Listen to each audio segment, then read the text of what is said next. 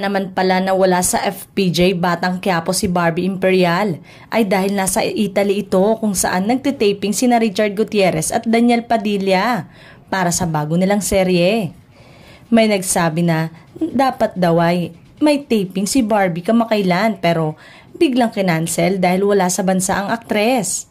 Maaalalang naibalita rin ito ni OG Diaz sa Showbiz Update vlog nila ni Mama Loy kasama si Tita Jegs na in-upload kamakailan. May ipinakitang video na naroon at magkasama si Richard at Barbie.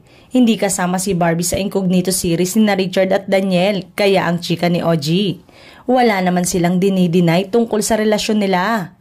Sagot agad ni OG, Diyos ko kahit hindi ko naman tanungin si na Richard at Barbie ay alam ko namang sila naman talaga at makikita mo naman doon sa Italy.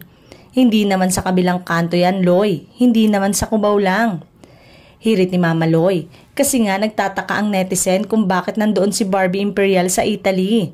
Hindi naman siya kasama sa Incognito. Di ba ang alam natin ay nandoon siya sa Batang Quiapo tapos bigla siyang nawala. Babalik si Barbie sabi niya sa akin.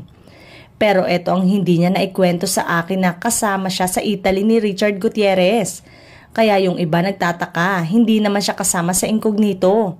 Ang importante ay kasama siya sa trip, kwento ni OG.